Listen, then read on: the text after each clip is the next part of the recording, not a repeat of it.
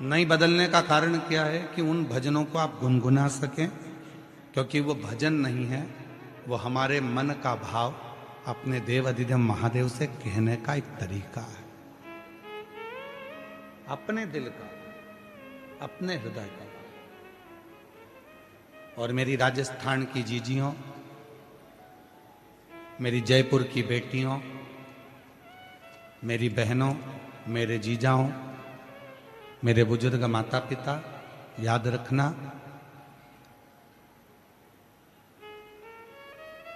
ये प्रसंग 24,000 श्लोक की ये शिवपुराण की कथा में एक एक शब्द में शिव समाया हुआ है, एक एक शब्द।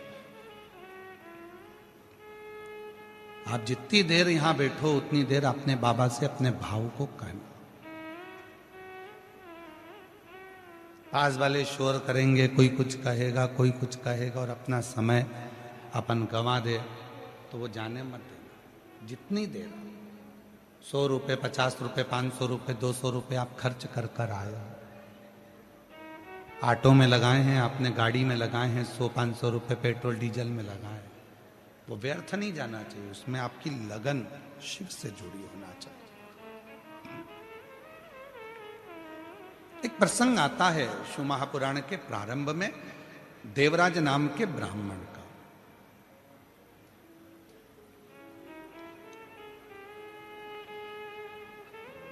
ब्राह्मण के घर में जन्म लेने के बाद भी वो ब्राह्मण तत्व को धारण नहीं कर पाया। भूल गया था कि मैं ब्राह्मण हूं।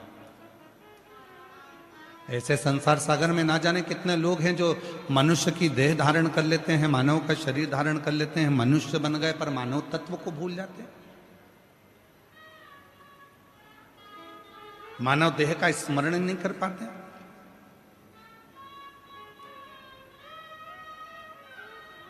महाराज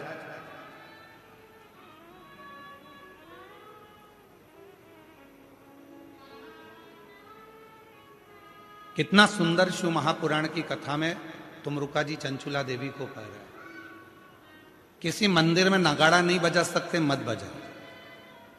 किसी मंदिर में घंटा नहीं बजा सकते, मत बजा। किसी मंदिर में मंजीरा नहीं बजा सकते, मत बजा। किसी मंदिर में जाकर ढोल नहीं बजा सकते, नगाड़ा नहीं बजा सकते, मत बजा। पर शिव पुराण की कथा कहती है 5 ऐसे हैं जिनके चेहरे पर यदि आपके द्वारा मुस्कुराहट आ जाए तो समझ लेना कि आपकी जिंदगी नगाड़ों से, ढोल से, मंजीरे से और खुशियों से भर गई। 5 ऐसे। पहले नंबर पर है मां, दूसरे नंबर पर है पिता, तीसरे नंबर पर है बेटी, चौथे नंबर पर है बहू, और 5वें नंबर पर है शिव का भक्त।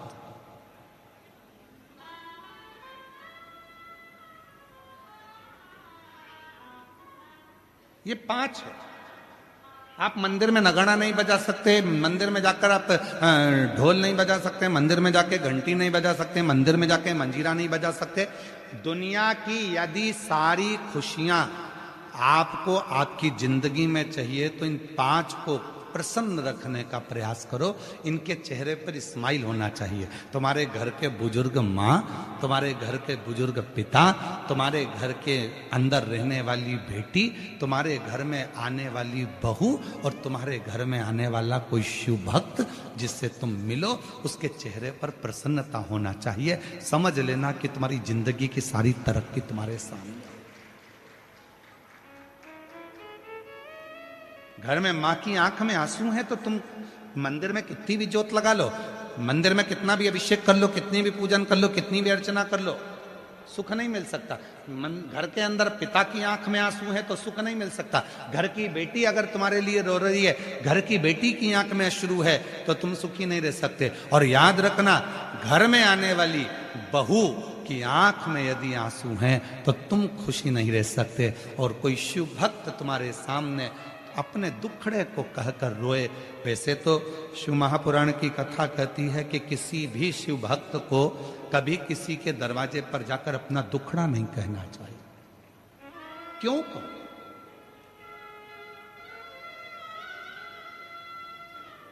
कभी किसी शिव भक्त को अपना दुखड़ा कभी किसी के सामने जाकर नहीं करना चाहिए। जो शंकर भगवान को एक लोटा जल चढ़ाते हैं, जो शिव जी की आराधना करते हैं, जो शिव की साधना करते हैं, जो शंकर की भक्ति में डूबे रहते हैं, जिन्होंने शिव महापुराण की कथा पर अटूट भरोसा कर लिया, विश्वास कर लिया, दृढ़ता कर ली, जैसे आप सब लाखों की संख्या में आए हो कथा को श्रवण करने के लिए, आपके अंदर विश्वास है मैं अगर कथा सुनूंगी 7 दिन पंडाल में बैठकर कथा का तत्व ग्रहण करूंगी और वहां की मिट्टी को अपने हृदय से लगाऊंगी, निश्चित है 3 महीने में मेरा बाबा मेरी झोली भरेगा। यदि तुम्हारे भीतर दृढ़ता है, यदि तुम्हारे भीतर भरोसा है, यदि तुम्हारे भीतर शिव के मंत्र का, श्री शिवाय नमस्तुभ्यम का, ओम नमः शिवाय का, नमः शिवाय का, महामृत्युंजय मंत्र का, शंकर के नाम का यदि भरोसा दृढ़ है, तुम्हारे अंदर विश्वास है, तो यह मानकर चलना कि तुम्हारे को शिव की कृपा अपने आप होना प्रारंभ हो जाए।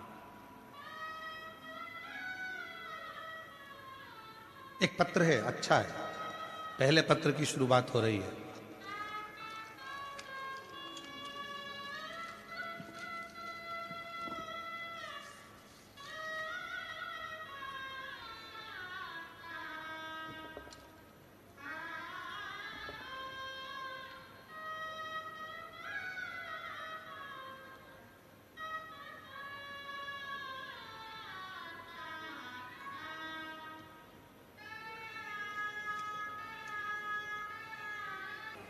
और तेरी कृपा बिना ना हिले एक भी अणु, लेते हैं श्वास तेरी कृपा से तनु तनु।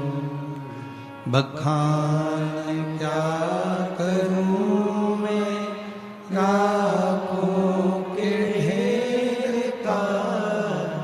चपटी भभूत में खजाना कुबेर का।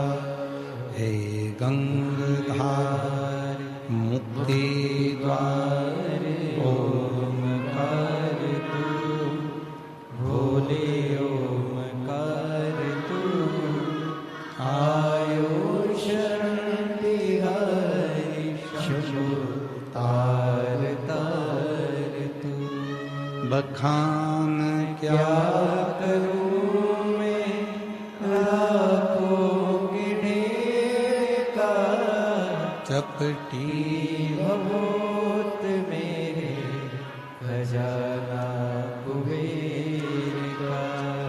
हे गंगाधार मुक्ति द्वार ओमकार तू, भोले ओमकार तू, आयो शरण तिहारी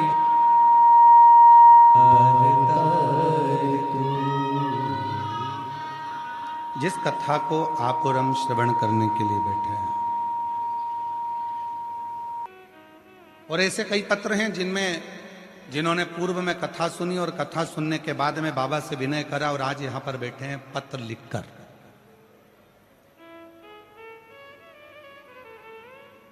ये पूरी पुराण विश्वास है, पूरी पुराण। 5 हैं जिनके चेहरे पर मुस्कुराहट दीजिए। पहले नंबर पर है, जम के बोलो, अपने घर की मां। दूसरे नंबर पर पिता, तीसरे नंबर पर बेटी, चौथे नंबर पर, और जितने भी बेटी हैं सब बहुएं हैं किसी ना किसी घर की, और जितनी सासें बैठी हैं वो भी बहुएं हैं किसी ना किसी घर की, और आने वाली जितनी बेटियां हैं ये भी बहुएं हैं किसी ना किसी घर की। बहू तीसरे नंबर, चौथे नंबर पर है बहू,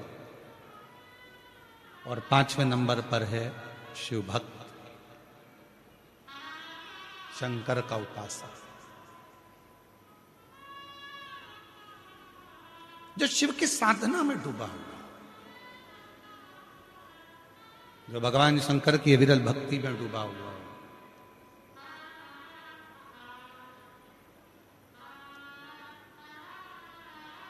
प्रसन्नता दीजिए।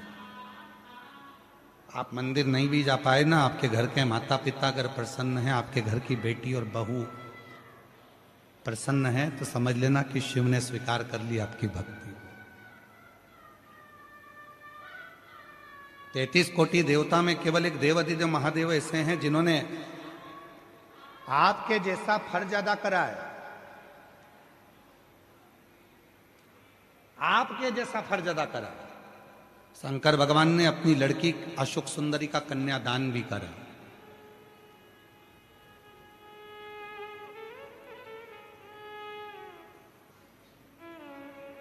माता पार्वती जी ने अपनी बेटी अशोक सुंदरी का अपने ननिहाल में जापा भी करा है, जापा भी करा। केवल एक शिव।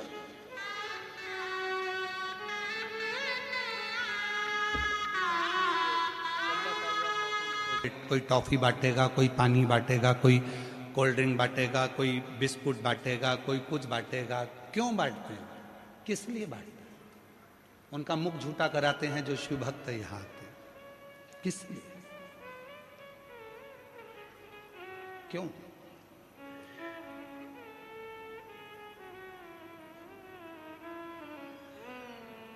हमारे जो आयोजक हैं, कार्यक्रम के संरक्षक जी श्रीमती पुष्पलता श्री सत्यनारायण जी बेनीवाल जी, कहाँ बैठे हैं, कहाँ गए? बेनीवाल जी, इनसे भी पूछिएगा और आयोजक समिति से भी पूछिएगा। और अभी नहीं तो बाद में जो हमारे कथा के यजमान हैं श्रीमती पुष्पलता रावत, श्री घनश्याम जी रावत जी, श्रीमती रेणु रावत जी, श्री राकेश रावत जी, कहाँ बैठे हैं रावत जी? हाँ, ये सामने बैठे। साधुता है, पक्के यजमान हो, नीचे बैठकर कथा श्रवण कर रहे हो, उसके लिए साधुता है। सबसे नीचे का जो नल होता है ना, उसमें पानी अच्छा आता है।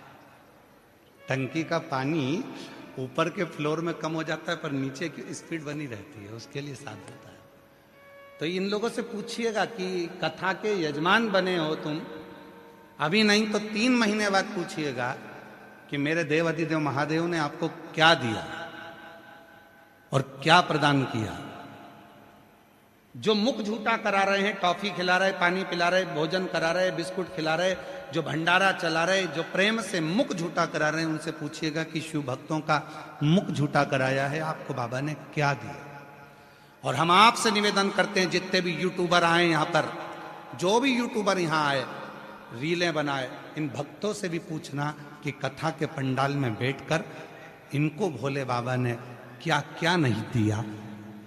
कोई ऐसे ही नहीं पहुंच जाता, जब तक बाबा देता नहीं है तब तक लोग आते नहीं है, ऐसे नहीं पहुंच जाता। और आज फिर व्यासपीठ से करा, दिल से सुनना, वो दिल से देगा, खाली नहीं छोड़ेगा। जो दिल से मांगोगे वो दिल से देगा, जो दिल से मांगोगे वो दिल से दे देगा। मेरा भोला भंडारी है, मेरा भोला भंडारी है, खाली झोली भर देगा। मेरा भोला भंडारी है, खाली झोली भर देगा। मस्तक पे चंदा है, उजियारा कर देगा। मस्तक पे चंदा है, उजियारा कर देगा। मेरा भोला भंडारी है, खाली झोली भर देगा। मेरा भोला भंडारी है, खाली झोली भर देगा। देवराज ब्राह्मण के घर में जन्म लेकर भी ब्राह्मण कर्म नहीं कर पाया। कभी कभी हम मानव के शरीर में जन्म तो ले लेते हैं, पर मानव जैसा कर्म नहीं कर पाते।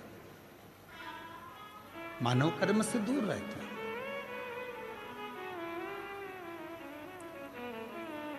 चींटी में भगवान ने बुद्धि नहीं दी, माथे के जुएं में भगवान ने बुद्धि नहीं दी, इल्ली में भगवान ने बुद्धि नहीं दी, पर केवल एक मानव शरीर एक ऐसा है जिसमें भगवान विवेक देता है, बुद्धि देता है, सोचने समझने की शक्ति देता है।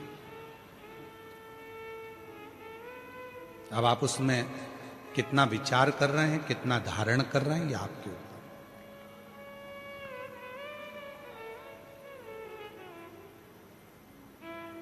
पीने के लिए दुनिया भर का अच्छा अच्छा रस, फलों का जूस, ड्राई फ्रूट्स, सब कुछ मेरे ईश्वर ने दिया, और उसके बाद भी हम गंदा भोजन करें, व्यसन करें,